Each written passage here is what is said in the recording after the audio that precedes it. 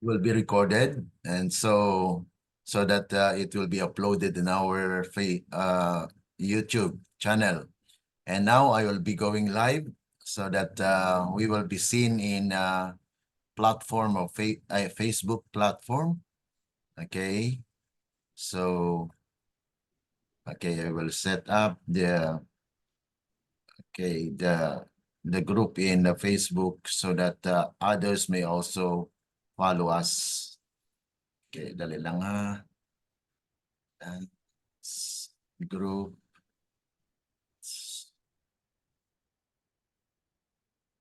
Okay, present truth. So you have the present truth, believers. Okay. Okay, get ready. Now we'll be going live on our Facebook.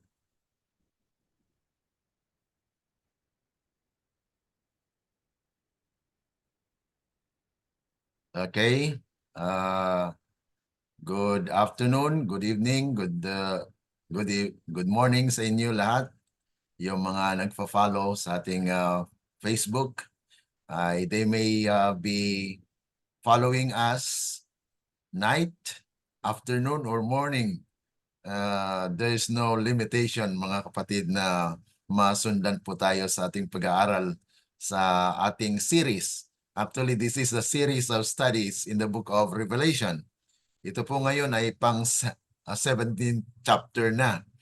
At pwede po nating mabalikan ang Facebook group po natin kung gusto nyo pong i-follow up yung mga nakalipas na mga studies natin sa Revelation.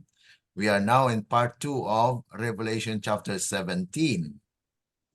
Na kung saan ito po ay na mapapansin natin na we are dealing with prophetic guidelines that we may be ready to react, okay, or to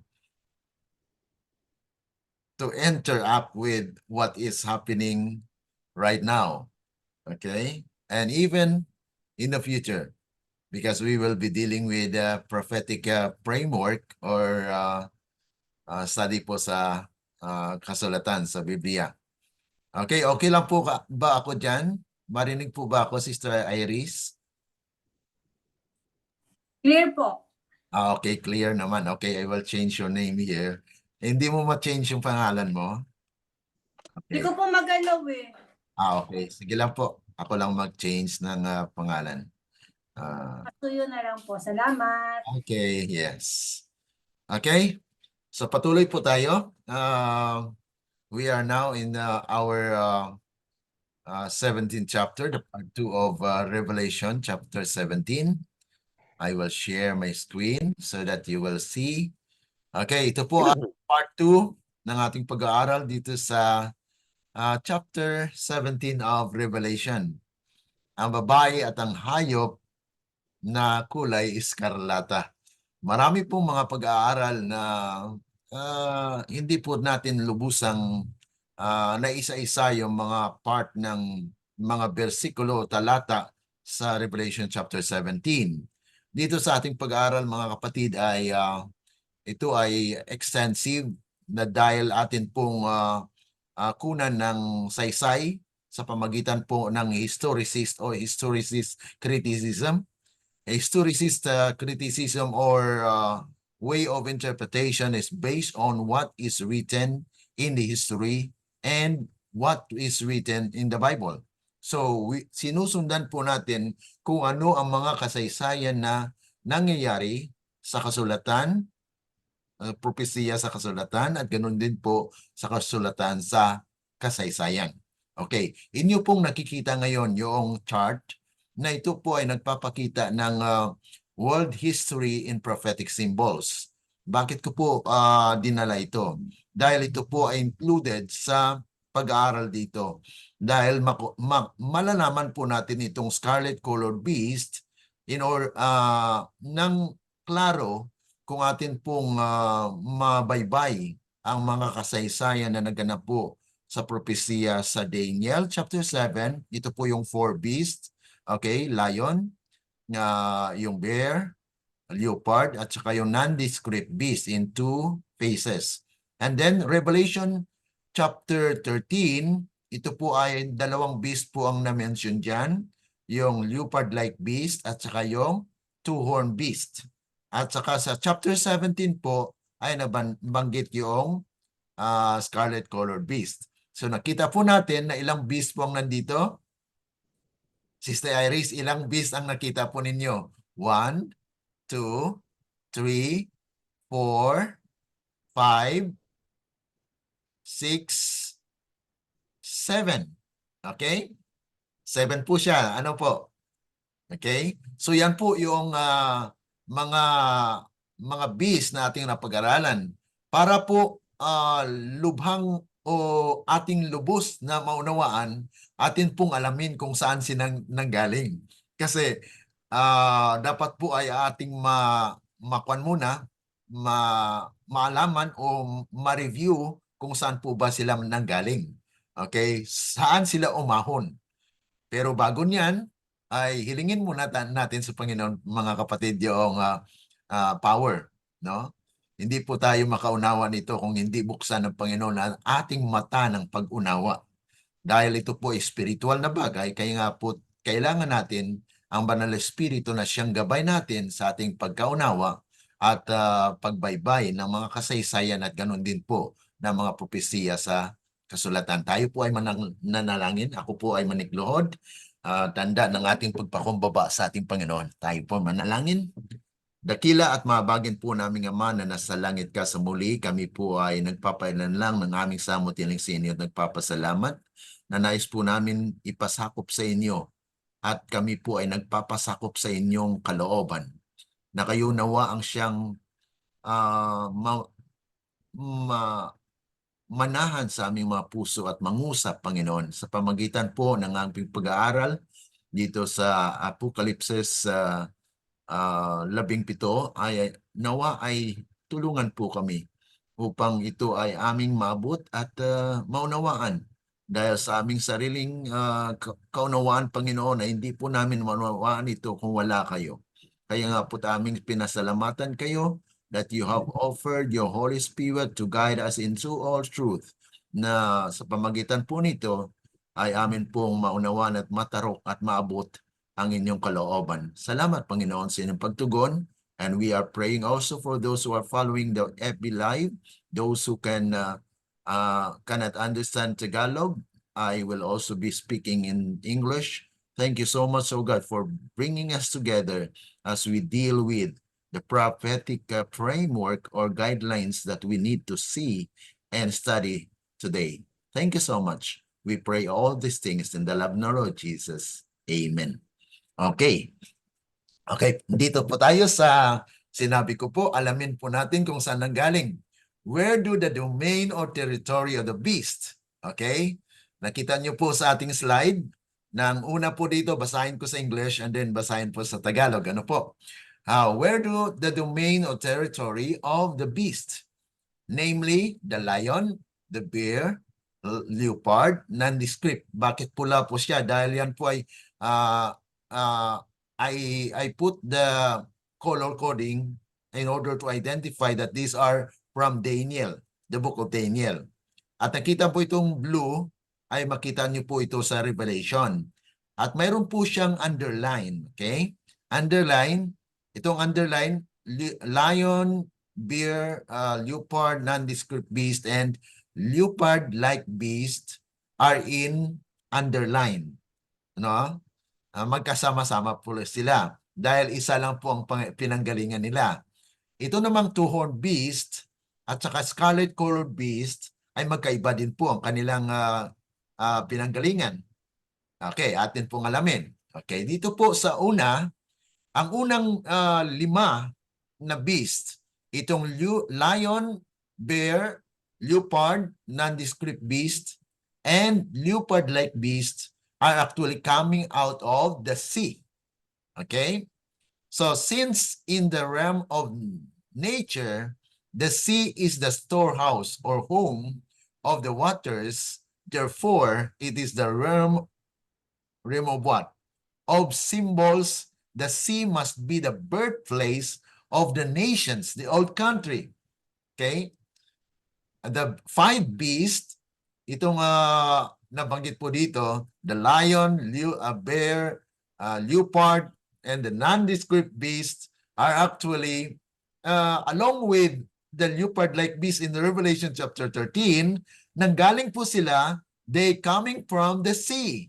Denotes that they represent kingdoms that have arisen or risen from the old country, just as history confirms. Kaya nga po ang ating pagkaunawa sa mga propesiya, ito po ay historicist or nabase po sa kasaysayan. Kaya yung ating pagkaalam or location of the territory of these five beasts is confirmed by the history na sila po ay from the old country. Nasa ancient country po, mga kapatid. Itong limang beast na nabanggit. Sa Daniel, yung apat na beast, at saka yung panglima ay galing sa Revelation chapter 13, na kung saan siya po ay umahon din sa dagat. So ibig sabihin, these are the location or domain of the beast that we are studying. Okay. Now, itong two-horned beast, domain, malocate po natin siya ayon dito sa Revelation chapter 13, verse 11, na ito po ay nanggaling sa lupa. Okay? So as the birthplace of the nation is symbolized by the sea, then the earth, the opposite of the sea, locates the domain of the two-horned beast away from the old country. But to find exactly which one of the new countries' governments it stands for, we must consider the characteristic of the beast itself. At walang iba ng mga kapatid na itong two-horned beast ay na-identify po sa Spirit of Prophecy at napag-aralan na po natin yan sa chapter 13 ng ating series. Okay? That it is the United States of America, where the two-horned beast domain is located in new land, newfound land, na kung siyan, yan po yung sa kasaysayan, confirmed by the history, mga kapatid. Okay, now, ang sinasabi po rito, okay, basahin po natin sa Tagalog. You can read this one. Say, Iris, can you read that one? Are you, okay?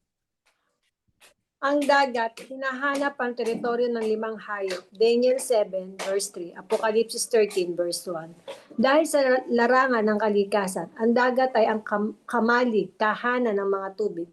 Kung kaya't sa larangan ng mga simbolo, ang dagat ay dapat ang lugar ng kapanganakan ng mga bansa. Ang lumang bansa, ang limang halimaw, ang leon, oso, leopardo, at ang hindi inilarawang hayop, kasama ang mala-leopardo na hayop, na nagmumula sa dagat ay nagpapahiwatig na sila ay kumakatawan sa mga kaharian na bumangon sa lumang bansa tulad ng pinatutunayan ng kasaysayan. Ang lupa, hinahanap ang domain ng two-horned beast, Revelation 13 verse 11, dahil ang lugar na kapanganakan ng mga bansa ay sinasagisag ng dagat.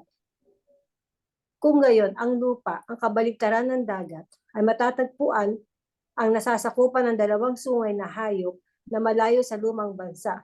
Ngunit, para malaman kung alin sa mga pamahalaan ng bagong bansa ang pinaninindigan nito, dapat nating isaalang-alang ang mga katangian ng halimaw mismo.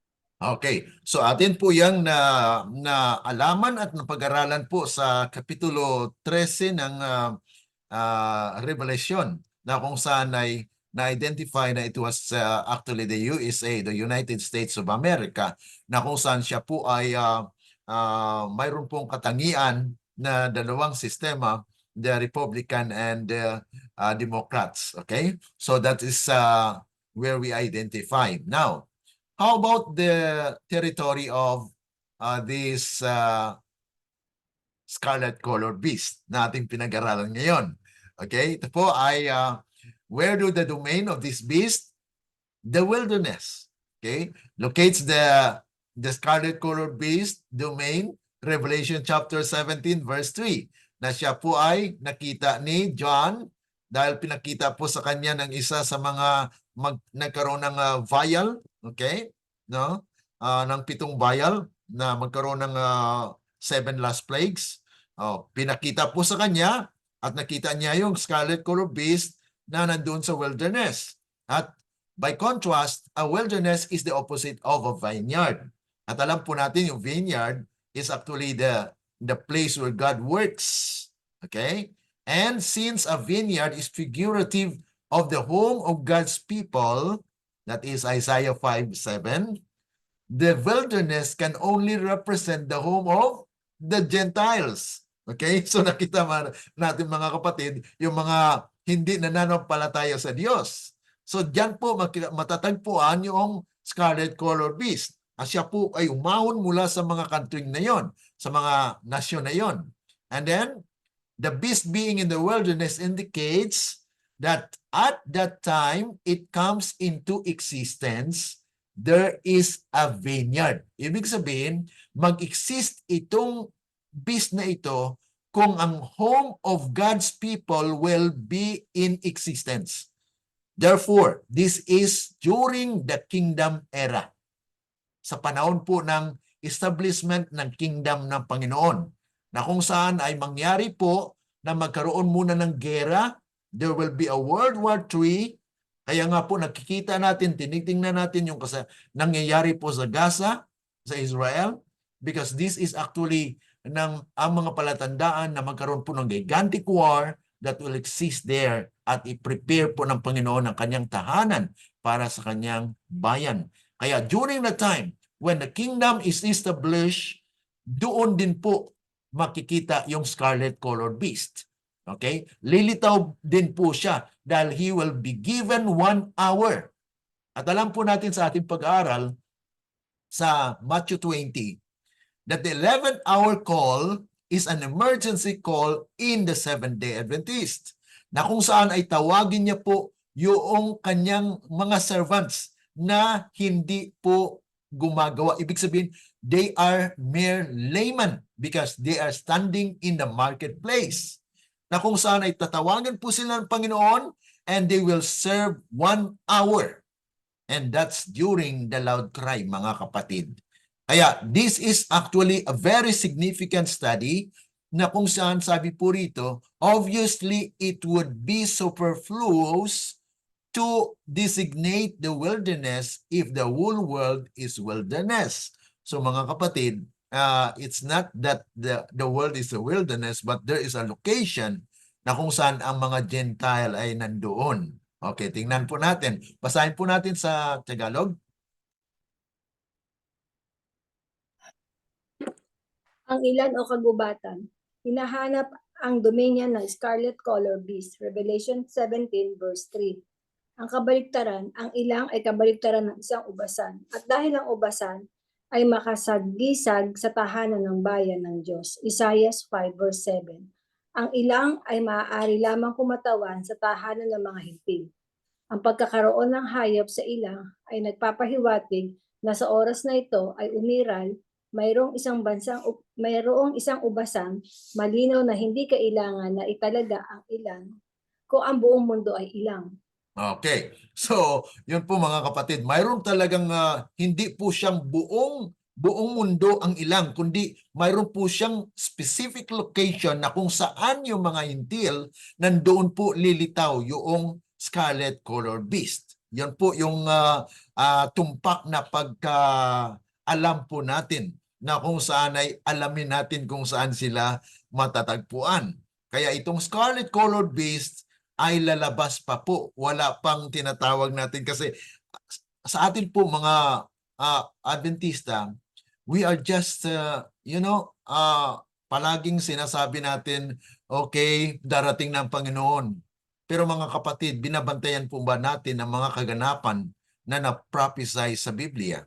Okay, yan po yung isang katanungan na dapat po natin malaman. Na kung saan wala pang ang existence o hindi pa nga lumitaw yung scarlet colored beast. We are already baka darating na ang Panginoon bukas o ganoon.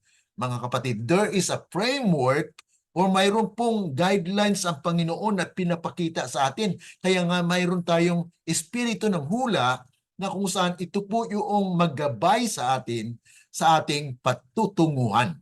Okay? So God will guide His people in these last days and we will be delivered because He has set a purpose in His heart that He will deliver His people in these last days. Okay, now, tingnan natin bakit dito sa ating pag-aaral ay makita natin na yung babae ay nakaupo. Saan? Sa ulo. Okay? Kailan ito mangyari?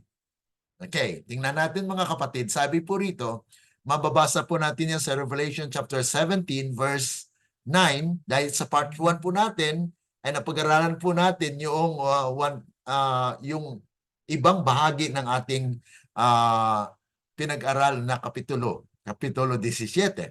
Okay, dito tayo ngayon sa versikulo 9. Her sitting on the heads, okay, denotes that she is to control the churches.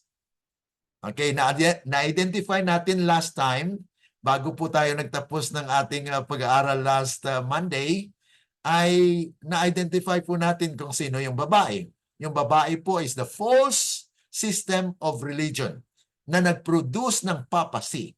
So, the woman here actually is not the papacy. It is the false system of religion. It means it is a generic name of those false religion na kung saan ay itong papacy is just a production. Produce lang po yan, production lang siya ng false system. Na kung saan ay nag-umpisa ang false system of worship during the time of Cain. Dahil siya po ay lumabag sa utos ng Panginoon. So yun po, yung paglabag sa utos ng Panginoon ay false system of worship. At nag-umpisa po yun mula pa noon. Dahil doon sa ating napag-aralan sa verse 1, 2, 3, 4 ng Revelation 17, nakita muna ni nandoon pinakita na ang babae nakaupo sa maraming tubig. Maraming tubig, many people. So that is during actually the time when people exist na wala pa yung yung mga hayop na pinakita kay Daniel.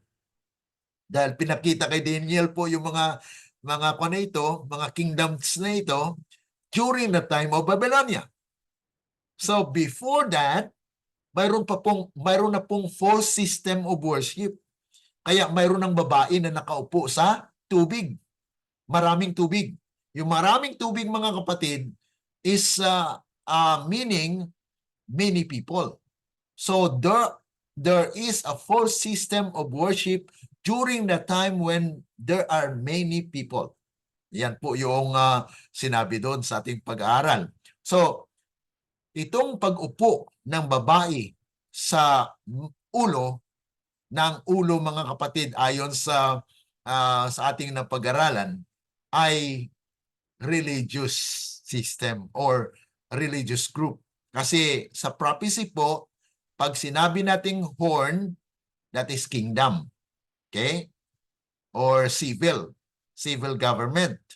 Pag ulo, katulad po sa Daniel chapter 7 verse 25, na ang horn ay nagsalita ng mga dakilang salita like a dragon. So yan po mga kapatid ay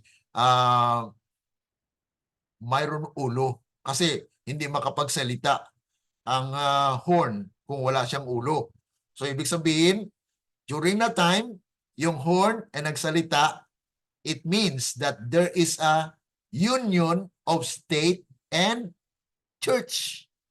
Dahil yun po ay nag-signify o napakilala na it was the papacy. So ang kapangyarihan ng papacy noon, may civil power at the same time religious power. Kaya nakapag-declare po siya ng first Sunday law during that time. Through Constantine the Great, that was 321 AD, na he changed the Sabbath to Sunday. Okay? So that is actually, ang head na ito is a religious, mga iglesia, na during the time when this woman will sit on the head, then he controls all religions, mga kapatid. Okay? So that is the meaning here. And her driving the beast denotes that she is to be the sovereign of the world during that time.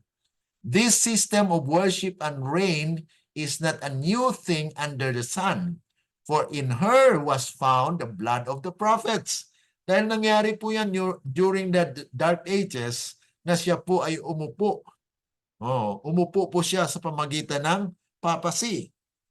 He produces papacy so that there will be power na susundin ng tao.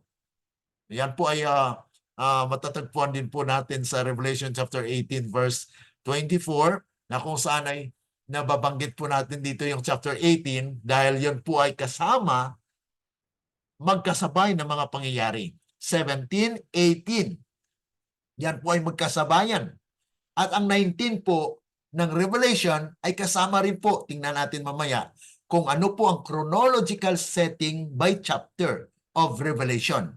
Dahil ito po ay napakahalaga na ating po matingnan upang maunawaan po natin na mayroon po palang mga period na itong chapter ay magkapariyo o magkasabay na mangyayari. Okay, tingnan po natin yan mamaya. She is therefore rightly called Babylon.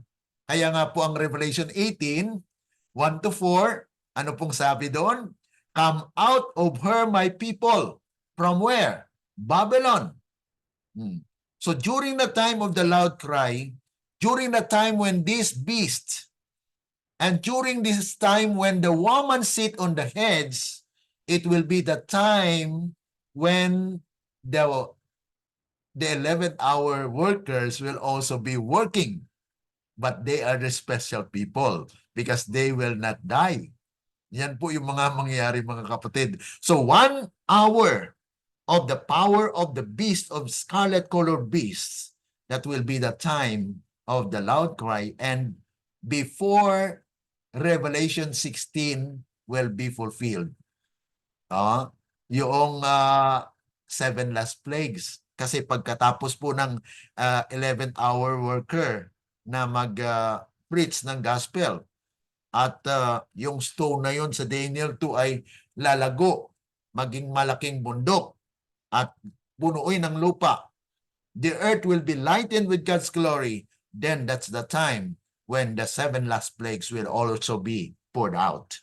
Okay? So yun po yung ating mga napag-aralan. Kaya yung napag-aralan nating 15 and 16 of Revelation is actually a preparation that God will judge those who will not accept the message during the loud cry. Okay, tingnan po natin. Basahin po muna natin itong Tagalog para at least mayroon po tayong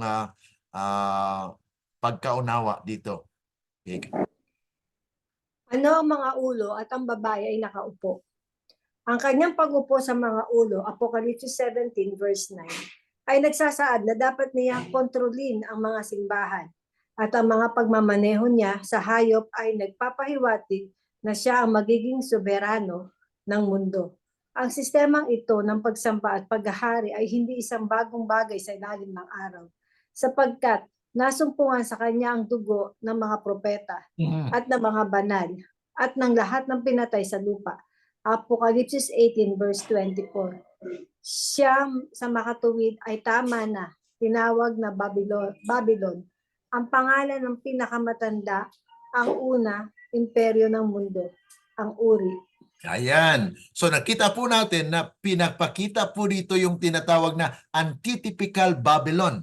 Antitypical Babylon means that yung uri na nangyari ay sa tunay na Babylon. Ito ngayon ay pinapakita na siya ay pangalawang fulfillment ng Babylonia. Kaya doon sa Revelation chapter 14 ay mayroon pong mensahe doon, naguho ang Babylonia. Bakit twice? Because there are twice event that Babylon will fall. At during the time of their papacy, it falls. And it will be repeated again. Okay? So there is another fall na kung saan pag ang 144,000, the 11-hour workers will preach the loud cry message, the third angel's message with power.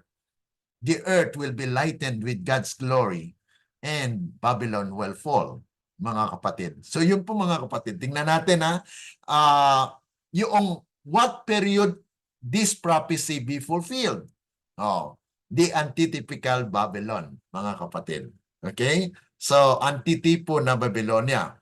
This antitypical Babylon from which God's people at this time are to be called out is even to monopolize the world's commerce. Kasi may plano po sila. Ano pong planong narinig ninyo? Mula noong 2012 ay meron ng usap-usapan.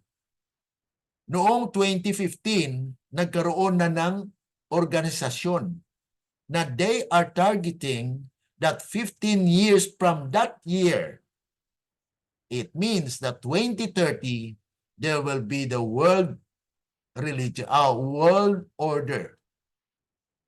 2030, there is a target, the sustainable agenda, na mayroon po silang 17 development agenda, na the first one is to eradicate poverty. Okay? Parang kung ano mga kapatid. So this is actually, they will monopolize the world's commerce. There will be one currency. Kaya nakikita nyo mga kapatid, may lumalaganap ngayon na kuan nila, pinupush nila na magkaroon ng one currency. Isang para nila ay mag-crypto na, mga kapatid. Yun po yung tinitingnan natin sa kasaysayan na kung ano po ang mga kaganapan na mangyayari, because there is a prophecy that they will monopolize the world commerce, as is clearly revealed in the prediction that when her reigns ends, then shall this happens, mga kapatid. Okay, now, basahin natin sa Tagalog. Welcome, Sister Lani. Anong panahon matutupad ang hulang ito?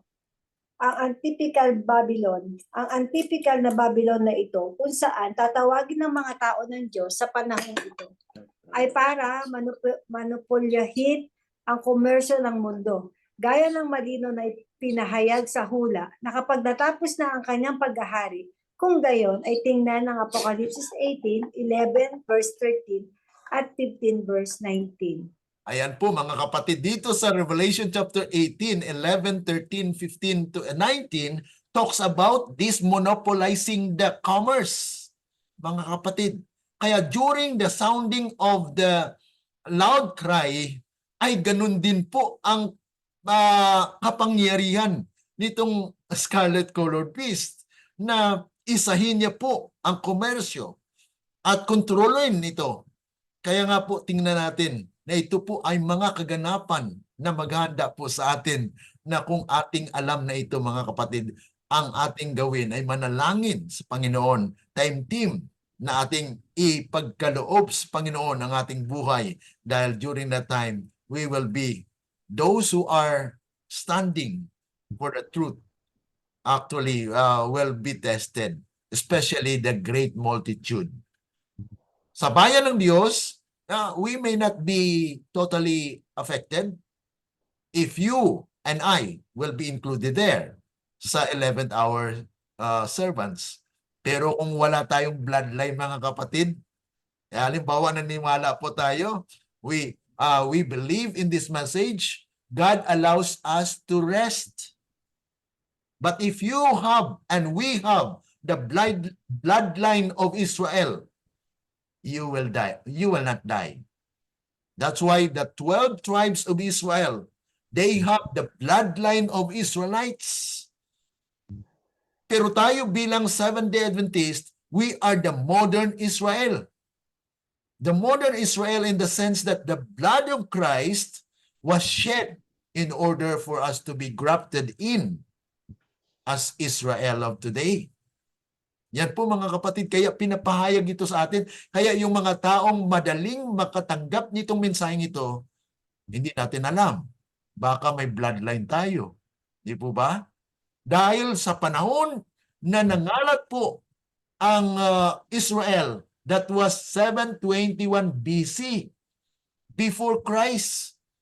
Ilang taon po ang nakaraan. Hindi natin alam na yung mga kanununuan natin ay mga Israelites. Dahil noong nagkaroon ng Holocaust, 5,000 of the Jews went here in the Philippines. At mga kapatid, yun po yung nangyari.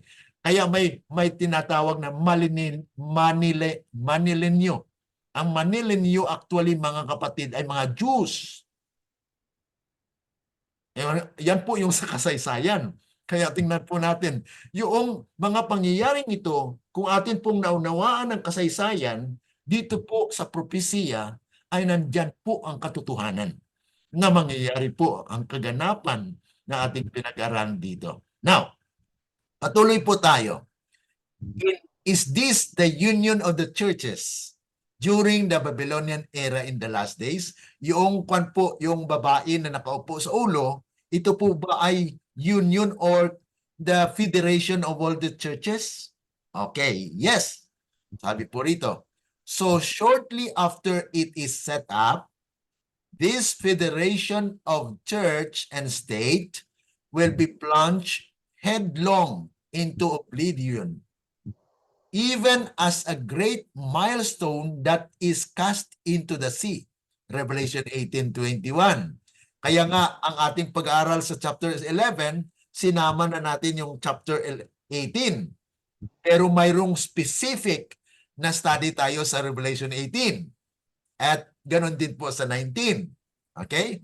And the cry of her mourners shall be in 1 hour, so great riches is come to naught. Yan po mababasa natin sa Revelation 17, 12, and then Revelation 18, 10, 11, 17. So ito po ay mga, kaya kung mayroon na po tayong pagkaunawa sa mga kasaysayang ito at mabasa natin ang Biblia, mga kapatid, wow, we will be amazed that it is happening in our midst, in our own eyes. This hour, which brings the death throes of Babylon, can be none other than that which, according to Jesus' parable. Ano pong parable niya doon? Sa Matthew 20. Kaya inline po yan sa Matthew 20 na ating pinag-aralan. Kaya mga kapatid, itong mga pinag-aralan natin ng mga basic, from Matthew 20, we have the 11th hour call. Tinatawagan sila because there is 1 hour of probation for the world. Dahil hindi pa po tapos ang gawain. Ang unang gawain na tatapusin ng Panginoon ay sa iglesia. That's why there is purification of the church, the sealing of the 144,000. And this is going on right now because the message is ringing into the ears of the Seventh-day Adventists. At ito po ang hamon sa atin na kailan kaya tayo makikisangkot. Dahil tinatawagan po ng Panginoon yung mga standing idol. Ibig sabihin, hindi sila hired. Ibig sabihin, layman sila. Hindi mga pastor, hindi mga ganito, hindi may mga posisyon dyan. Kung mayroong mang tatanggap na pastor, kukunti. Noong ako ay naglilingkod bilang church pastor, church elder, yun po mga kapatid, nakita ko ang liwanag na ito pala ang plano ng Panginoon. Na there is a purification in the church, kaya hindi ako umalis sa church. We are not to leave the church, the Seventh-day Adventists, because we love them. Mahal natin ang ating iglesia. That's why this message is for us bilang mga Seventh-day Adventists. We are all Seventh-day Adventists preparing people for the second coming of Christ. But yet, there are still events that we are expecting. the establishment of God's kingdom, the kingdom church. The stone of Daniel 2 that he will use during the loud cry because he will pour out the second Pentecostal power, the second Pentecost. Na kung saan ay napag-aralan natin yan sa Zechariah chapter 6. Okay? Now, sabi po rito, this hour which bring the death throes of Babylon can be none other than that which, according to Jesus' parable, Matthew 20:11-16, is the last parabolic hour or period of the day of probationary time before the close of probation because before the sunset. Kaya yung Matthew 20 na foundation po yan ng ating pag-aralan o pinag-aralan sa mga prophecy. The last message to the world, that is Malachi chapter 4, verse 5, that I will send Elijah in a spirit of Elijah before the great and dreadful day of the Lord. So bago pa man mangyari yung great para sa mga handa, dreadfuls para sa mga hindi. Dreadful po yun sa kanila kasi hindi sila nanghanda. Sa mga naghanda, mga kapatid, sa mga tumanggap, great yun. Because they will have life eternal. Hindi na sila mamamatay.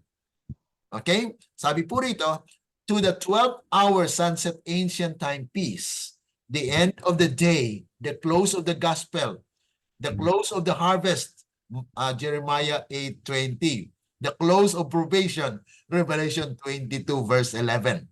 Yun po mga kapatid ay napakalaga natin po maunawaan na ito po ay paghanda sa atin. Mapalad po tayo mga kapatid. Purihin ang Panginoon. Nabasahin natin sa Tagalog. Sige po. Ito ba ang union po ba yung nasa taas? Putol. Yes. Union po, union of the characters noon. Churches. Nasa taas po, putol. Putol po sa Ito ba ang union of the churches noong Babylonia era sa mga huling araw. Okay. Opo, kaya sa ilang sandali matapos itong maitayo, ang federasyong ito ng simbahan at estado ay ilulubog sa limot, maging bilang isang malaking giling na bato na itinapon sa dagat, Apocalypse 18 verse 21. At ang sigaw ng kanyang mga nagdadalamhati ay magiging sa isang oras, ang napakaraming kayamanan ay nawala. Apocalypse 17:12, 18 and 10 hanggang 17. Ang oras na ito na nagdadala ng kamatayan sa Babylonia ay walang iba kundi yaong ayon sa talinghaga ni Jesus, Matthew 20, verse 11 hanggang 16, ay ang huling parabolic na oras, panahon ng araw, panahon ng pagsubok. Ibig sabihin, mula sa 11 oras na tawag para sa mga manggagawa, ang huling mensahe sa mundo, Malakias 4 verse 5, hanggang sa 12 oras, sinaunang oras ng paglubog ng araw. Ang pagkatapos ng araw, ang pagsasara ng panahon ng Ebanghelyo, Mateo 24 verse 14, ang pagsasara ng pag-aani, Jeremiah 8 verse 20, ang pagsasara ng pagsubok, Apocalypse 22 verse 11. Okay, so lahat ng mga ito mga kapatid, yung mensahe na ipabatid ng Panginoon before the great day of the Lord, that is Malachi 4:5, at saka yung Matthew 24 verse 14 na sabi nga po, and the gospel of the kingdom. Mga kapatid, ang pagtatayo ng kingdom ay isang mahalaga. Bakit po? Pagtayo ng kingdom, there is a gospel. Gospel of the kingdom. Ibig sabihin, yung mga kanilang minsahian ay dadalhin sa kingdom. So there will be an establishment of the kingdom and the end shall come. Yan po yung latag po dyan sa Matthew 24, verse 14. Because hindi po magkaroon ng gospel na wala pang kingdom. So the kingdom will be established kasi sabi doon, and the gospel of the kingdom. So there is a gospel na kung saan itong kingdom has to preach to all the world. And the end shall come. Kaya tipunin po yung great multitude from the world. Kaya yung during po yan ng panahon ng scarlet color beast. Okay? So yan po mga kapatid ang ating pinag-aralan sa ngayon. Now, the woman and the scarlet colored beast included dito sa chapter 19. Ano? Kasi may sinabi po sa chapter 19 patungkol po dito. Sabi po rito, Revelation 19 verses 2 and 3 tells of her destruction. Okay, nakita natin mga kapatid, itong scarlet colored beast at ang babae was described in the preceding chapters 19, 20, yan po yung makikita natin dyan. Itong destruction ng mga masasama, the wicked ones. At that time, when the 24 elders, maalala niyo mga kapatid ang 24 elders, yan po ay during the time when the sanctuary is being cleansed. Okay? Noong 1844, pumasok si Kristo doon para mag-umpisa ng investigative judgment. Kaya may open door at siya lamang ang makabukas ng 7 seal. Okay? Ng 7 seal. Kasi may 7 seal doon na hindi mabuksan ni numan. Nung si Kristo ay pumasok sa door open in heaven, then nabuksan ng record. Ibig sabihin, yung 7 seal na yon, silyo yun ng mga kapitulo of chapters of all the history of the world, na kung saan yun po ang binuksan para usisain ang mga pangalan ng nasulat sa unang silyo, sa ikalawang silyo, tatlong silyo. Yun po ang purpose noon. Kaya yung 24 elders, nandito po mga kapatid, ito yung tinatawag natin pagdating po kasi sa chapter 8 ng Revelation, di po ba? Mayroong half silence in heaven. Sabi po sa mga kapatiran na mga teologo, mga theologian, na yan daw po ay second coming. Pero mga kapatid, hindi po. Dahil mayroon pa pong continuation. Kasi silence lang po yun, half an hour. Half an hour silence in heaven is actually the execution of Ezekiel 9. Mayroong purification. After ng half silence, babalik muli. It resume. Kasi nagkaroon ng kidnap, nagkaroon ng, basahin niyo po mga kapatid yan sa chapter 8. Yan po ang ating napag-aralan. Na half silence in heaven is actually a cessation during the proceeding of the investigative judgment. Kasi tapos na yung tinatawag na judgment for the dead. Pero paano yung mga patay? Paano yung mga buhay? Kaya babalik. The proceeding of investigation will commence. Mag-umpisa.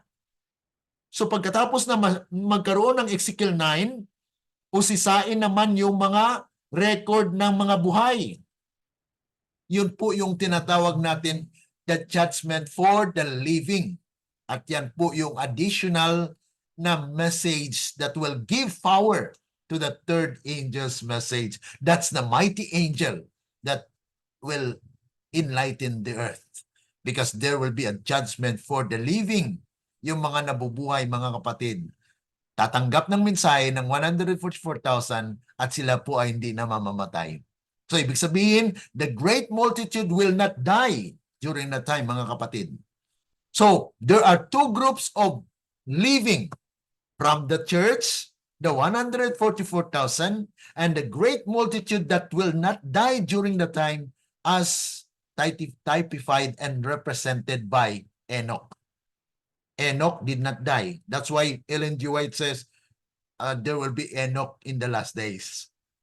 There will also be Elijah in the last days. Why? Elijah is a representation of the 144,000, which he is an Israelite. Enoch is not an Israelite. So he is a representative of the people in the world, the great multitude, mga kapatid. So, this will be while probation is closing. Na yung itong judgment Kasi yung 24 elder na yan mga kapatid ay during the proceeding po yan ng investigative judgment. Kaya ito po ay patapos na. Closing, it means it is still ongoing until it will be fulfilled mga kapatid hanggang matapos po ito. Before the outpouring of the 7 last plagues. So mga kapatid, mayroon pa tayong babantayan na nag-pour out pa yung 7 last plague. Hindi lang na, baka darating na bukas ang Panginoon. No. We have not understood the prophecy yet, mga kapatid. So there are events that will happen first before we see Christ coming in the clouds of heaven, mga kapatid. So the papacy, however, will be destroyed at Christ's second coming. Yan po ang mababasa natin sa 2 Thessalonians chapter 2, 2 and 3, and then great controversy, mga kapatid. Yun po ay mga talatang ating makita na nagpapahayag po kung paano natin maunawaan itong mga prophecy. Kaya we are blessed as God's people na nandyan po yung spirit of prophecy in the Bible that tells us what will happen in these last days, na kung saan itong babae hindi po ang papasi. Kasi ang papasi daw po ay ma-destroy during the second coming of Christ. Pero itong babae na kwan po mga kapatid, ay doon po siya ma-destroy sa panahon habang nandyan pa. Okay? During the outpouring of the 7 last plagues, mga kapatid. Okay? What is symbolized by the scarlet-colored beast? Ito na po.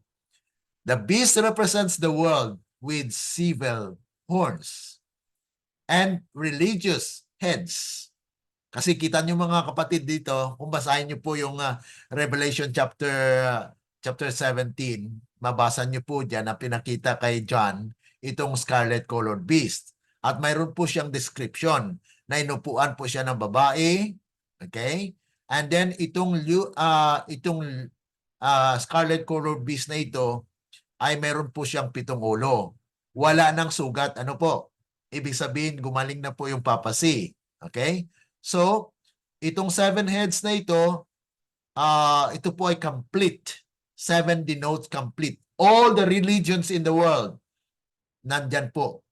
Kasi composite beast po ito. Composite, it means that it is representation of the world, mga kapatid, sa panahon na yan. And then, itong 10 horns, wala po silang corona. Okay? Itong mga horns, walang authority. Okay? Pero binigyan po sila ng kapangyarihan within 1 hour. Okay? Yan po yung mababasa natin dyan. The beast represent the world, 7 horns, religious heads, power. After the wound of the leopard-like beast is healed. So ibig pasabihin mga kapatid, itong pag-healed ng leopard-like beast na isang ulo doon, it happens actually during the time when Mussolini, okay? Sa kasaysayan po, that is 1929, na doon po ay pinalaya at doon nagumpisa yung pagbalik ng kapangyarihan ng papacy. Okay? At during that time din po mga kapatid ay dumating yung mensahe na kung saan ay there is a purification in the church. Kaya sabi po rito, the name's blasphemy signifies the multiplicity of blaspheming religions. And the color scarlet, full of sin, indicates that God's people will be called out of it. The woman riding it denotes that the world of tomorrow will be controlled by a false religious system.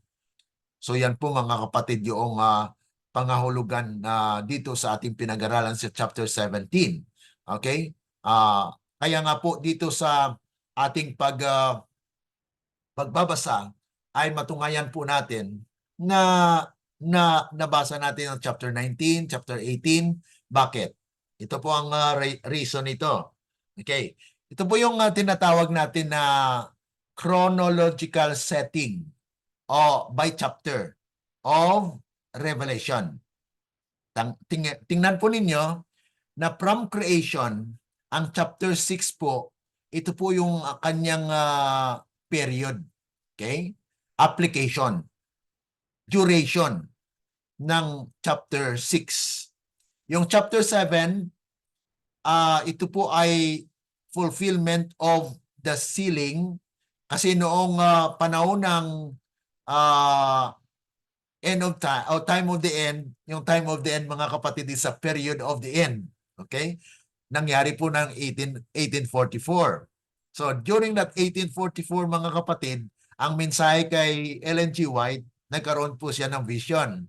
Kaya ang Revelation chapter 7 about the 144,000. Kaya sa panahon na yan, 1844, hanggang sa close of probation, nandyan pa po yung mensaheng ito. Ibig sabihin, the application of this message in Revelation 17 is applied on that period from 1844 up to the close of probation. That is chapter 7. Now, chapter 8 to 9, it is actually from the flood up to the close of probation. Ang chapter 10, 11, verse 1 and 2, ito po ay from the time of the end up to the time between the time of trouble. Kaya mga kapatid, yung Revelation 10, nandyan din po yung prophecy na about the Seventh-day Adventists, na kung saan ay nakaranas po sila ng great disappointment. Okay? Yung kaya between this 1844 po sila. Kaya dito between the chapter 10, especially sa verse 11, okay? Nandyan po yung prophecy na prophesy again to many nation. Kaya yung Seventh-day Adventist was established. And then chapter 11, kung kuhan po natin dito, chapter 11 from the cross, okay? Chapter 11, from the cross to the end of time of the this is the end. Okay, the end. That is already start of the millennium. So that is chapter 11. Chapter 12, yung tinatawag natin na the church and the dragon, the ever-living church of God. Yan ang nag-umpisa sa creation. Kasi during the creation, Satan has a controversy with God. He fight against God. So chapter 11, nandyan po yung tatlong defeat ni Satan. Hanggang sa time of the end, time of trouble po yan. Hanggang sa close of probation. Okay? And then, chapter 13. Itong chapter 13 mga kapatid, the fall of Rome. Okay? Umpisa po dito sa panahon ni Kristo actually kasi during that time, nag-umpisa po yung Roman Empire. Okay? So, chapter 13 po yan. Paglitaw ng tinatawag natin na leopard-like beast. Yung leopard-like beast na katotohanan na may pinakita doon na may sugat, yun po yung actually yung kaloob nito o napaloob po rito yung sa chapter 13. Hanggang po yan sa time of trouble. Okay? Time of trouble. Kaya yung two-horned beast ay nasa chapter 13. Ang chapter 14, mga kapatid, tingnan niyo po yung yellow. Okay? Itong chapter 7, binanggit po yung 144,000. Ano po? At yung chapter 14, binanggit din po. Kaya kasama po siya. So, hindi po siya magkasabay, pero it is actually a period of time na kung saan dyan po napaloob ang mensahe. Dahil sa Revelation chapter 14, nandyan po yung three angels message. Okay? Yung three angels message ay it will finally ma-preach po ng 144,000. Okay? Kaya itong chapter 7, God's purpose here is to gather the 144,000. Okay? Pero hindi pa panahon nila na maging 144,000 kasi may sealing time. Kaya during this period of time, pinipigilan yung hangin. Okay, the four winds was being held. Ang pagpigil nila ay yun po yung tinatawag natin na hindi pa nasilyuhan. Pinipigilan yon dahil ang bayan ng Diyos o 144,000 ay hindi pa silyado.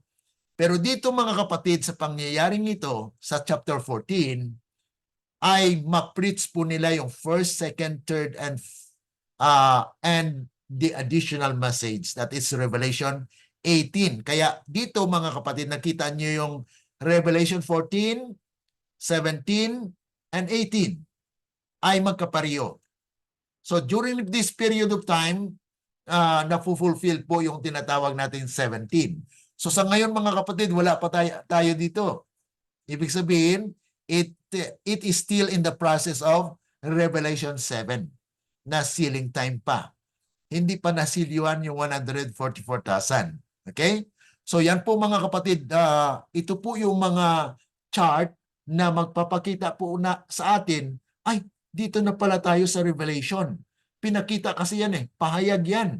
Kaya dapat maunawaan po natin bilang mga Seventh-day Adventists. Kaya ito po ay chapter 19 ay magka-contemporary din po. Okay? Kaya nabanggit po dyan yung scarlet colored beast. Ano po? At dito po yung actually yung destruction of those beasts that had been mentioned.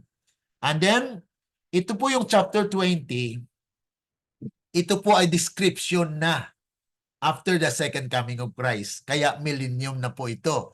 Chapter 20, 21, 22, that is already for millennium, second resurrection, and eternity. So it does not include these things in the past.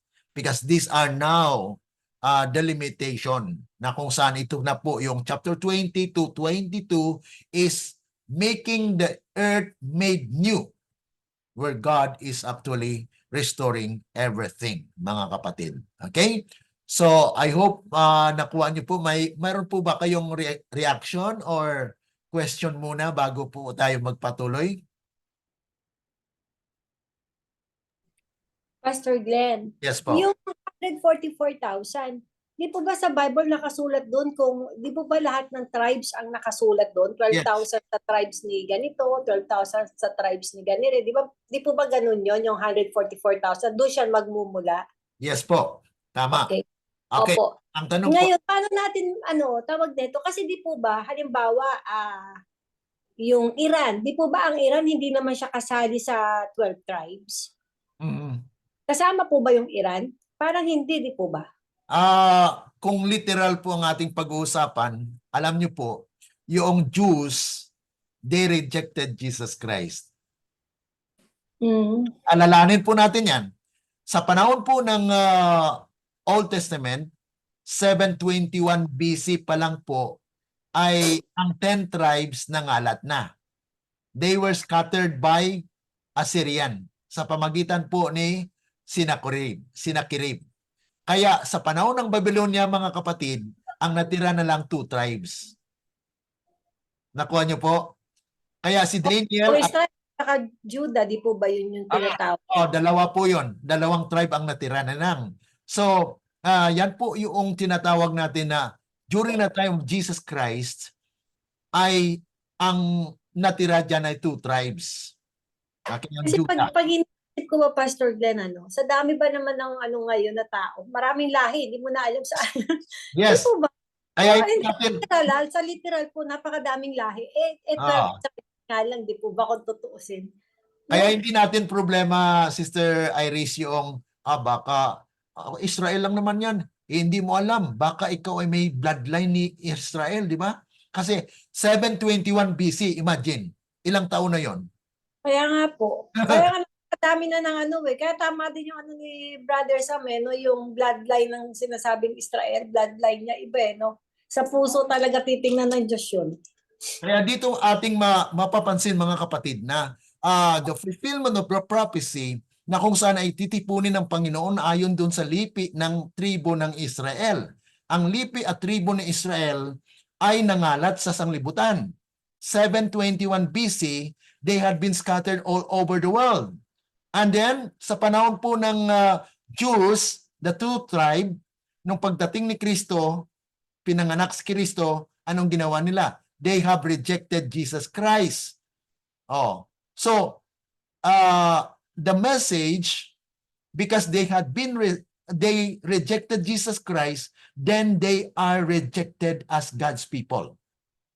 Nakuha niyo po mga kapatid. So hindi mangyari na ang literal na Israel ngayon ang magkaroon, ang pipiliin o doon pipiliin yung 144,000 kasi humahawak sila ng baril. Di ba ang nangyari ngayon sa mga Israelites, sa Jews ngayon, sa Israel, ano pong ginagawa nila? Marami silang pinatay ng mga Palestina. Oh. Diyan ba pipiliin ng Panginoon ang bayan ng ang 144,000? No. Because they have rejected Jesus Christ. Hindi sila naniniwala kay Kristo. Naghihintay pa sila sa Misaya. So they are a rejected nation. Kaya kung tingnan po natin sa prophecy, si Panaya chapter 2, na they are not desired nation.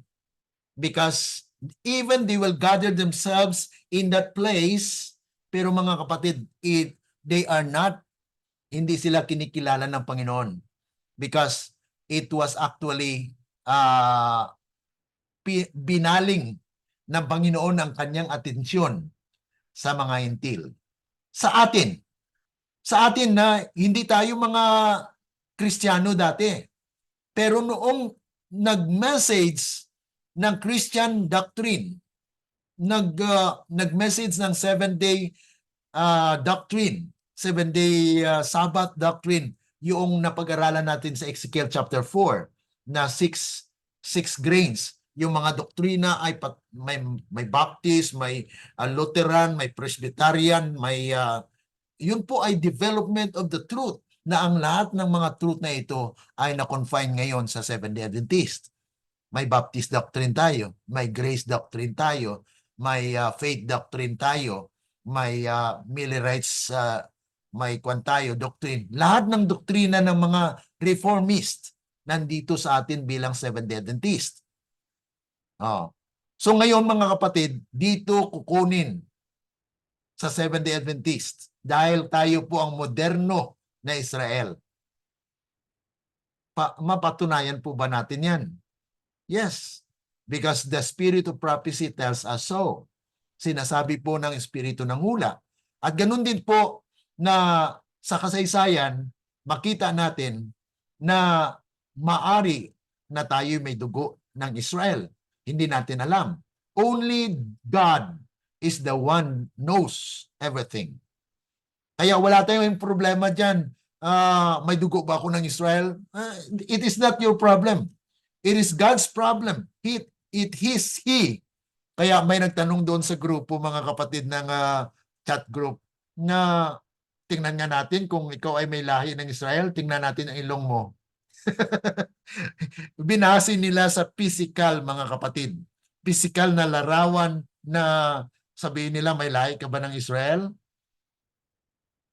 Hindi nila alam, mga kapatid, kung may dugo, may bahid, o may kunting bloodline ng Israel. Hindi natin alam. Only God knows. Kaya si Kristo po ang mag-harvest. Kaya pinag-aralan natin ng Revelation 14, di po ba? Revelation 14, 14 and 15, Christ has a sickle. Mayroon po yung sickle ni Kristo. Siya po yung mag-harvest. Okay? Any additional reaction, mga kapatid? Reflection? Yung Pastor Glenn, yung bloodline na tinatawag, Diyos talagang nakakaalam nun. Kasi tingnan mo yung, di ba, yung salvation ng tao, Diyos ang gumagawa, hindi naman yung tao eh. Amen. So, Diyos talaga nga, siya nga talaga yung nakakaalam kung sino talaga yung tao niya at kung sino yung bayan niya. Okay, tumpak po yan. Ito ba? Ngayon kung sasabihin natin na tama yung Seventh-day Adventist Church, ang problema yung tao sa loob. Yes. Sasabi mo ba na may bloodline sila ng Israel na alam naman natin lahat ang Mother Church medyo kakaiba? Opo. Di po ba? Tama nga yung church. Tama yung mga aral. Ang tanong, yung nasa loob, kung sila nga ba yung totoong Israel. Yeah, kung tunay sila na may bloodline ng Israel. Kasi, Oh, yun alam yung natin, question mark dun eh. Kasi sa loob ng Mother Church, maswerte ka nang makahanap ng tatlo eh. So Na yung mga makikinig kapatid, o ay, mind sa kinig ang sa tanong, ang tanong naman dito, Sister Iris, ano, paano naman yung walang bloodline? Ibig sabihin Eh ba, di ba yung walang, paano nga yung walang bloodline? Kasi ang bloodline, ayan, tumutugon yun pag tinawag sila ng Diyos. amen. Para lang din ano yan eh, para lang din tupa. Kung ita-translate natin sa iba, tupa. Di Opo. ba? So, ibig Kung sabihin, kung ikaw ang tupa ng Diyos, kilala mo, shepherd mo. yes. So, Di ibig po ba sabihin, ngayon? Kung Sister, wala sa bloodline, hindi rin siya yung tupa. ibig sabihin nito, Sister Iris, yung mga tumanggap dahil ito ay nabaling sa mga intil, ang tumanggap sa kay Kristo bilang personal na tapagligtas, he was grafted in as part of God's people. Ibig sabihin, ang dugo ni Kristo ang nagtapal sa kanya. Ibig sabihin, it was the blood of Christ that made it possible that you will be grafted in as God's people. Pero kung ikaw ay walang literal na bloodline ng Israel, ay maari kang pahingayin ng Panginoon. God will let you rest for a while, but you are assured of your salvation. Kasi ang sinabi dyan sa Revelation chapter 7, nasa lahi ng 12 tribes. So ibig sabihin, ang Diyos lamang ang nakakaalam kung sino ang may bloodline. Kaya siya po yung mag-harvest sa Revelation 14, verse 14 and 15, na mayroon po diyang Son of Man, mayroon po siyang karit, okay, may karit po siya to harvest. Siya po yung mag-harvest me po. Hindi po yung tao. Hindi po tayo magsabi, wala kang bloodline. Hindi ka kasali sa 144,000. Hindi natin alam. We are not telling also that we are the 144,000. We are striving to be. But we don't know. But we just believe on, by faith, na kung saan ay tumanggap ako sa mensahe. Dahil nakita ko na ito'y salita ng Diyos. Nakita at ito ay gumana sa aking buhay. Gumana sa lupang, kasi ang seed ng katotohanan, itatanim yan eh. Dito, tumubo sa aking puso, sa aking buhay. Kaya, yun ang aking paniniwala. So that's why there is faith, na kung saan ito po yung nagaganap sa ngayon. Okay? So, okay, basahin natin ito sa translation yung kanina kasi inano lang po natin, in-insert lang po natin ito para mayroon po tayong bird's eye view. Makita natin ang kabuuan ng kaganapan ng mga kasaysayan. Okay, i-translate po na muna natin ito sa Tagalog. Pakibasa po.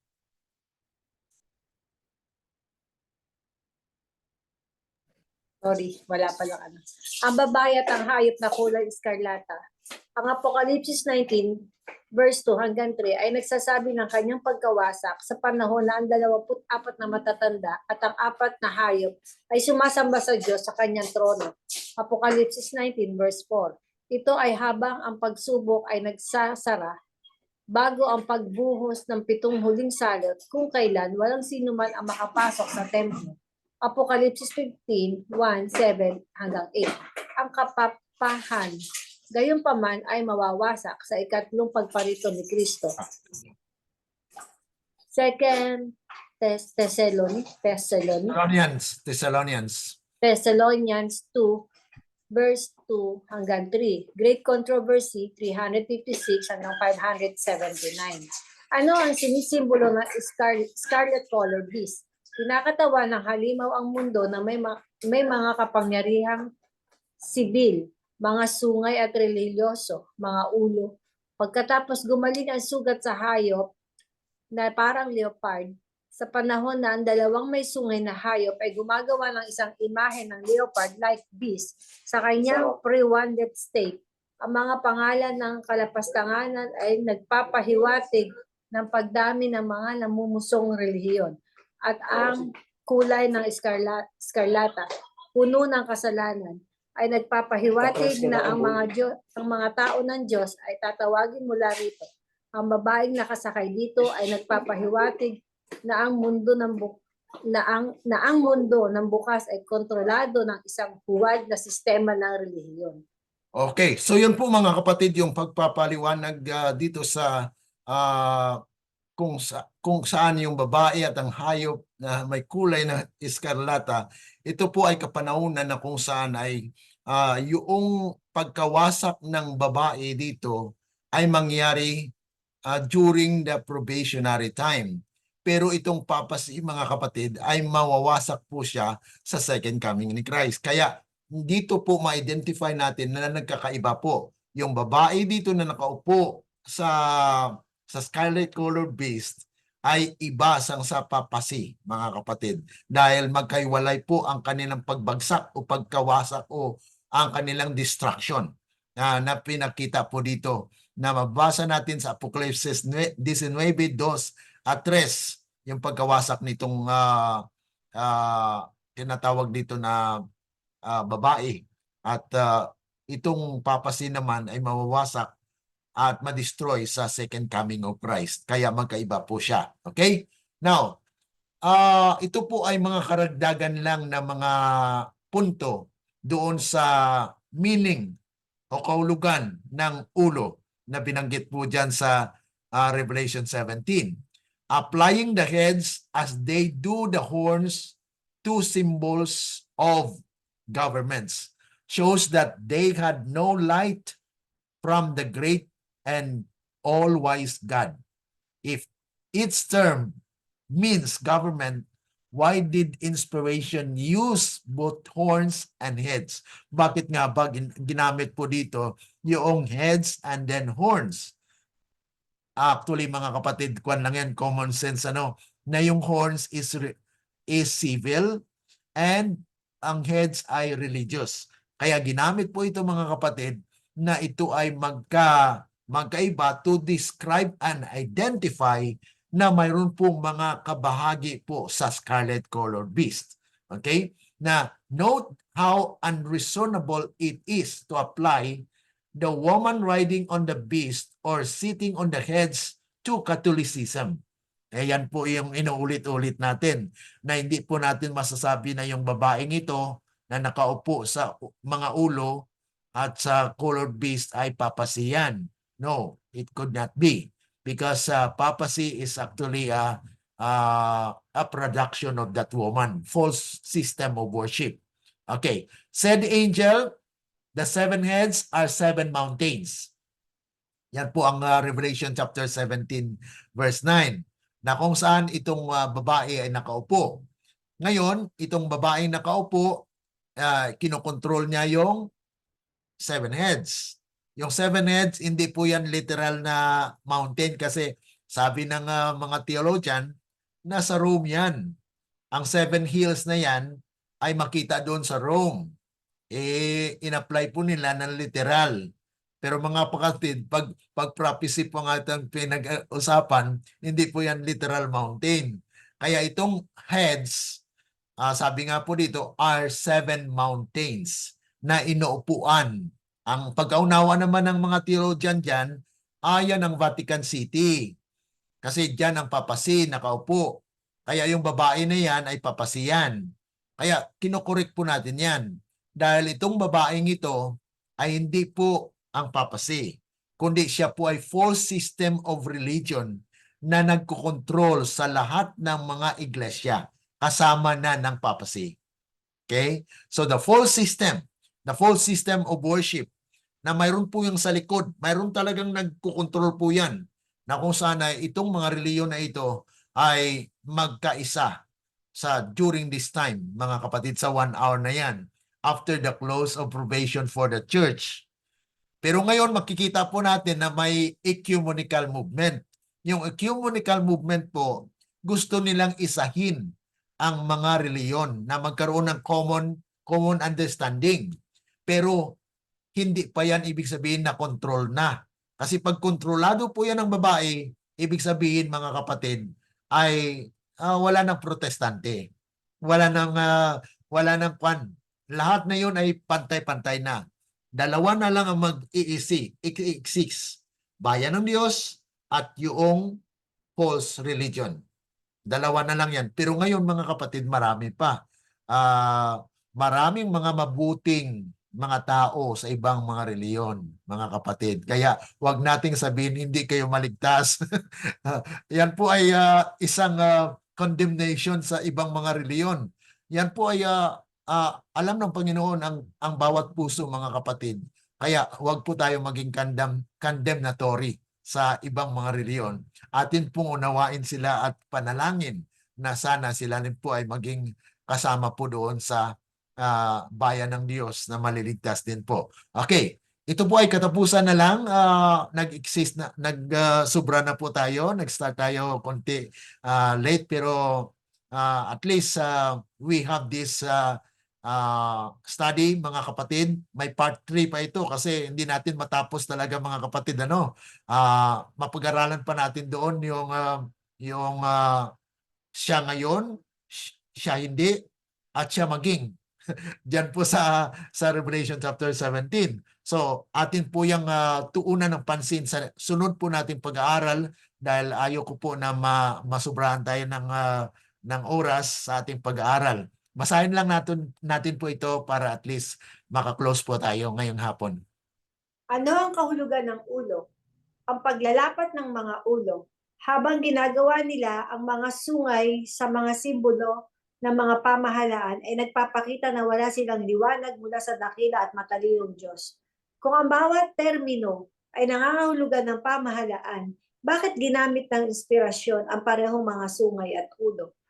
Pansinin kung gaano hindi makatwiran na ilapat ang babaeng nakasakay sa hayop o nakaupo sa mga ulo sa Katolisismo sa panahon ng Bagong Tipan, at ang mga ulo sa 7 magkasunod na anyo ng mga pamahalaan sa panahon ng Lumang Tipan. Sinabi ng anghel, ang 7 ulo ay 7 bundok na kinaupuhan ng babae, Apokalipsis 17 verse 9. Kung ang simbahan ng Papa ay umiiral noong 508 AD, paano siya makakaupo sa alinmang pamahalaang ilang siglo bago? Muli kung ang mga ulo ay nagtagumpay sa isa't isa, nasaan ang patunay? Hindi ba lahat sila ay naroroon sa halimaw at sa babaeng nakaupo sa kanila? Habang ang pula-pulang na hayop sa pamamagitan ng kanyang 10 sungay at 7 ulo ay nagpapatunay na universal. Ang sunod-sunod na tanikala ng mga hayop, ang leon, oso, 4 na ulo ng leopardo, hindi inilarawan at parang leopardo, ay naging isang imposibleng para sa isa pang universal na hayop na i-intersect ang kanilang unbreakable chain ng 5 links. Ang ganitong gawain ay isang pagtatangka na ibagsak ang propesiya at kasaysayan sa mga tuwid. Ang tanging panahon na maaari niyang katawanin ay ang panahong pagkatapos na gumaling ang nakamamatay na sugat ng mala leopard, naging ika-6 na universal na hayop. Okay, so yan po yung pagpapaliwanag dito na atin po talagang kinokorek ba, kasi ang pagkaunawa po na ang ating iglesia nito na yung babae dito na nakaupo ay papasi daw po yan. Paano naman po yan mangyari na diyan sa Revelation chapter 17 ay nakita ni John na may babae nakaupo sa maraming tubig. Maraming tubig, wala pa yung Katolisismo, nakaupo na yung babae. So ibig sabihin, yung babae na yan at saka yung Katolisismo o papasi ay magkaiba. Okay? Pero sa ating iglesia, mga kapatid, ang pag-interpret ng mga teologo, mga theologian, na yung babae na yan na nakaupo sa mga ulo ay papasiyan. Ang babae na nakaupo dyan sa scarlet colored beast yan ay papasiyan. Hindi po yan. Dahil ang Iglesia Romana Katoliko ay nag-exist po ng 508. Okay? 508 na kung saan ay yan po ang sakasaysayan. Alam natin na sa panahon pa ni Kristo ay nag-a-arise na yung control ng Roman Empire. Pero during that time, mga kapatid, ay hindi pa talaga umiiral yung papacy at that time. Okay? So, nag-umpisa po yung Dark Ages noong 508 hanggang 1798. That is 60 years na prophecy sa ating napag-aralan sa bilang mga Seventh-day Adventist. Kaya nga po dito ay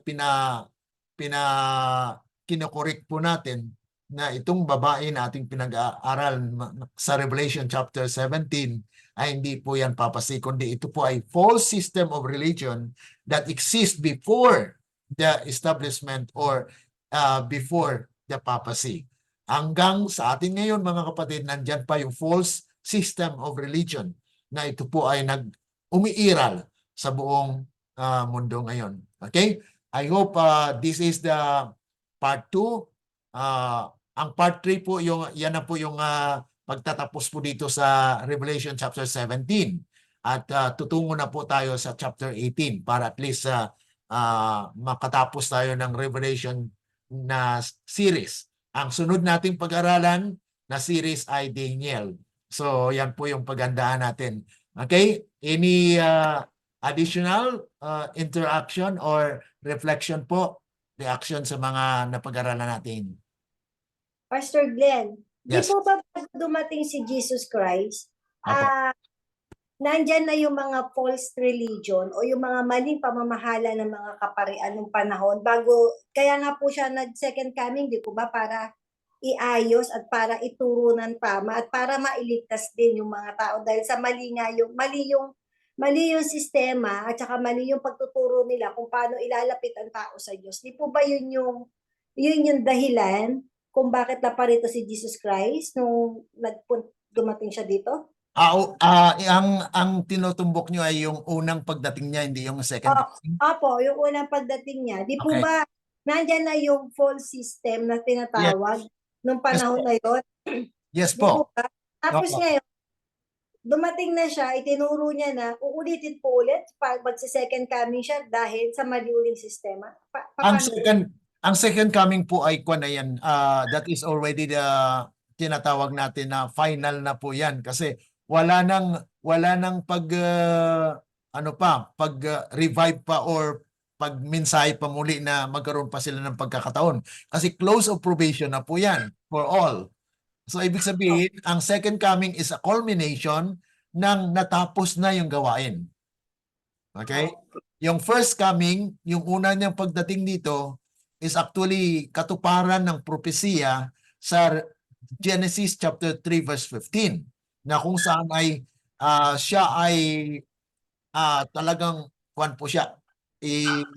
aapakan niya ang kapangyarihan ng Diablo na kung saan ay siya po yung naglinlang ng tao. Kaya si Kristo ang pag-asa ng sangkatauhan na sa pamagitan ng kanyang dugo ay magkaroon ng kaligtasan ng tao. Kaya kung hindi dumating si Kristo sa unang pagdating niya bilang tao na nagbuhos ng kanyang dugo, walang bisa at wala tayong pag-asa.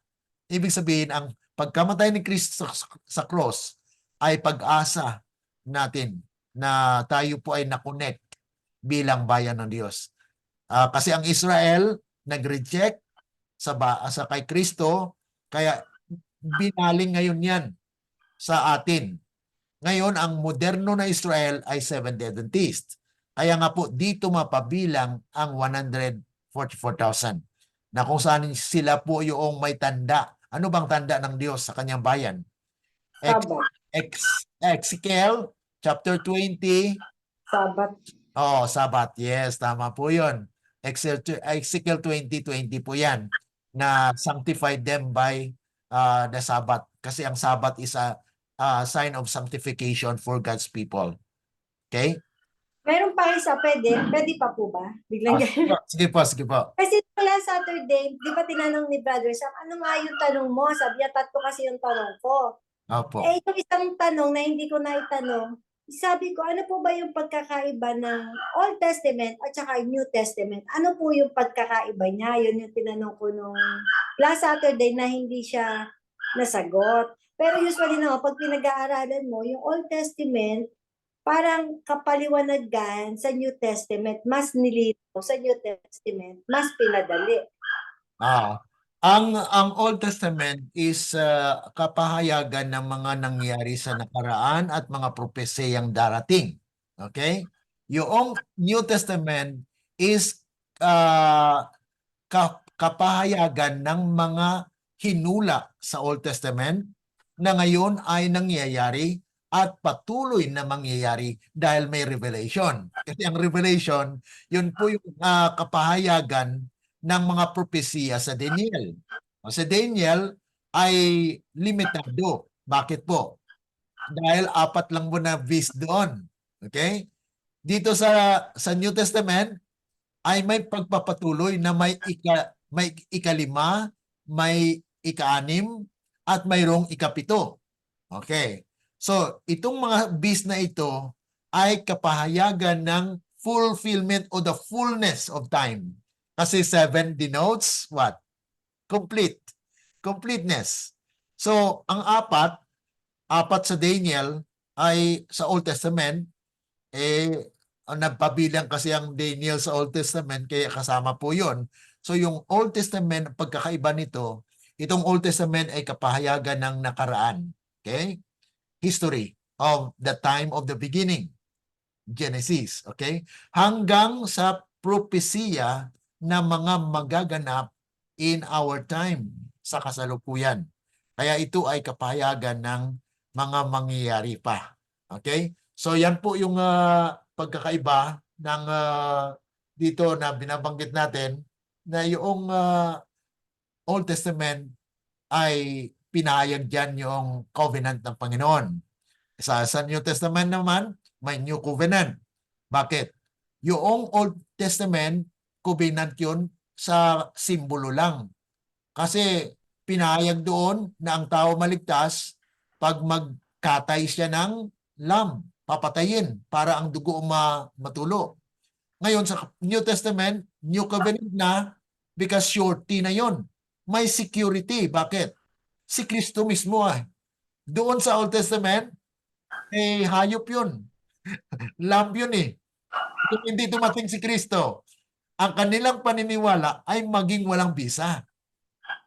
So ang New Testament, fulfillment ng nahayag sa Old Testament.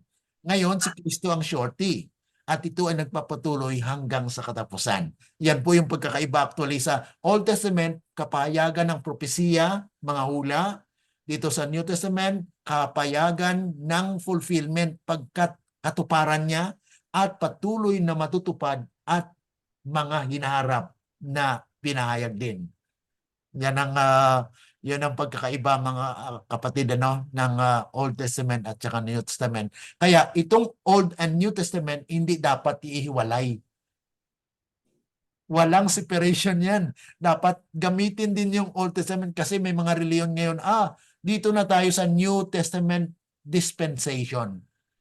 Yun po yung tinatawag na dispensationalist. Dispensation daw sila ay dahil dito sa dispensation ng Christian ay wala na yung Old Testament. Ganon po yung sa kanila. Pero sa atin mga kapatid, sa present truth, bilang Seventh-day Adventist din, ang ating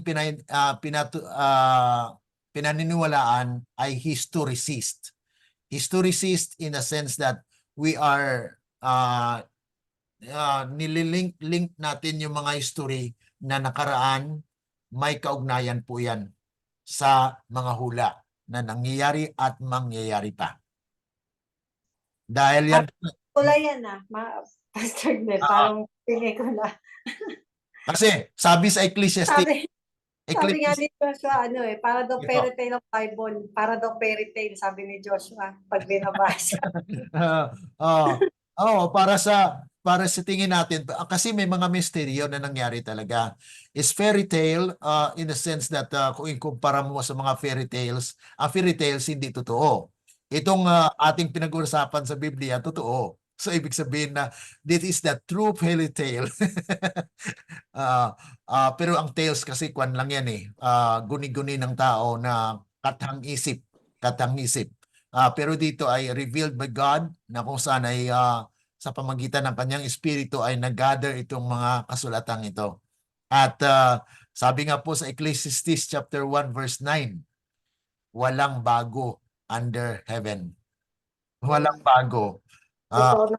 Ang mga naganap Ulit nga lang to, sabi ni Solomon. ang naganap noon ay Nagaganap. magaganap ngayon. Kaya we must learn from the past. Kaya sinulat yung Biblia para pag-aralan natin. Sabihin ng ibang mga reliyon, wala ng Old Testament. Ay, paano ka ngayon matuto? Hindi, baka maulit mo yung nangyari sa Old. So yan po mga kapatid, at napaka ganda ng ating napag-usapan at sumubra tayo sa panahon. Sorry po kung Hindi sumubra. talaga makokontrol ng 1 hour lang yan, Pastor Ben. Ah, Yes, kung hindi magsasalita yung makikinig lang. Apo. Binibigyan po natin ng pagkakataon po talaga na at least mayroon po kayong reaction at reflection para at least kung may mga hindi po clear sa ating mga nagsusubaybay po sa Facebook, kung mayroon po kayong mga tanong, please isulat na lang po ninyo dyan at sagutin na lang po natin dyan sa ating platform. Okay? Yung iba po, baka may tanong sila. Brother Glenn, medyo problema yata yung niya microphone or kasi nakakuha naman siya, hindi natin makita yung niya kung mute siya or unmute. Okay, pero pasalamat kami na nandito si Sir Glenn nakasama natin ngayon sa ating pag-aaral. Sister Vanji, thank you po. Mayroon po ba kayong katanungan, Sister Lani? May tanong po ako. Sige po, sige po. Okay po. Patungkol po sa 144,000 sa iyong sa chart ba? Aha. Yung nakalagay doon na close provision. Close provision ba yun ng 144,000 sa chart? Okay po. Yeah, ang close of probation po ay mangyari sa church pagkatapos ng siliwan. Pag masiliwan na po yung 144,000, close probation for the church. Pero mayroon pong tinatawag natin na close probation in the world, na kung saan ay bukas pa po yun sa sanglibutan. Okay? So, pag matapos ang purification sa church, ang 144,000 gamitin ng Panginoon, buhusan niya ng Banal na Espiritu during the second Pentecostal power. Kaya powerful po yan during that time. Hindi lamang 3,000 ang added in a church daily. Sa panahon kasi ng early Pentecost, every day maka-add sila ng baptism 3,000. Pero at this time, kung mabuhusan po ng 144,000 in their first call, mayroon po na 200 million. Revelation chapter 9 verse 16. Yan po yung 200 million na mag-respond during the time of the loud cry. Kaya napakarami po yan. Nasyon ang mag-invite nation. Yan po ang mabasa natin sa Isaiah chapter 2 verses 2 to 4 at saka Micah chapter 4 verses 1 to 4. Sinabi po dyan na nations will invite nation to go into the mountain of the Lord. Mountain of the Lord is the church of God during the time of the loud cry. Okay po, thank you. Okay po. Okay, Sister Lani, mayroon po ba kayong reaction? Question? Okay. Kung wala na, then we will have our closing prayer. Brother Glenn, sorry po, hindi ka namin marinig. At I hope na narinig niyo po kami. At sa ating mga kapatiran, mga kaibigan, those who are following our Facebook group, thank you so much. God bless you. If you have any question, just type your question there so that we will take time to answer your questions in that platform. Thank you so much. Okay. So, sino po ang makapag-volunteer? Kung mayroon po kayong, kung okay kayo dyan, available kayo or okay? Kung wala, okay, so ako na lang po ang mag-close sa panalangin. Okay tayo. Sister, ayaw niya si Sister Banji. Sister Banji, okay ka dyan? Bisaya, Sister Banji, okay lang. Okay lang, kahit Bisaya. Okay, Sister Banji, sige po. Sige po. Amahan namo nga na ikaw sa kitasan sa mga langit, dalaygon ka niining kahaponon. Nagpasalamat kami dako uyamot kanimo sa mga pulong mo nga among napatalinghugan, pinaagi sa imong alagad nga si Brother Glenn. Salamat nga ikaw naghatag ka namog kahayag niining kahaponon mahitungod sa mga propesiya naot ikaw magpanalangin ni adto Ginoo nga maka dugang kadto sa among kadasigon sa pagpadayon sa among pag-alaga diha kanimo. Yes. Ayaw kami pasagdi Ginoo. Kinahanglan kami sa imong giya sa tanang kutlo sa among kinabuhi kay wala gayud kami mahimo sa among kaugalingon. Yes. Busa kami nangalyupo nga hinaut-unta ikaw magpatalinghog sa among pagkampo nining kapunon magagiya kanamo sa pagpadayon hangtod sa katapusan Ginoo sa imong pagbalik nga hinaut-unta makaplagan mo kami nga nagmatinud-anon sa among pag-alaga diha kanimo. Tabangi lamang kami Ginoo ug hinaot ikaw magapasaylo sa among mga kapakyasan buhat pulong ug hunahuna kining tanan among gitugyan tungod lang sa ngalan ni Ginoong Hesus nga among manluluwas. Amen. Amen. Let the words of our mouth and the meditations of our hearts be acceptable unto thy sight, O Lord, our strength and our Redeemer. Amen. Amen. Okay, salamat. Maayos. Salamat. Okay, Monday uli sa Monday. Series ito. Opo. Every Monday po tayo. Okay God po. bless you all. Okay, bye-bye everyone. Those who are following on Facebook, thank you so much and God bless you all. Amen.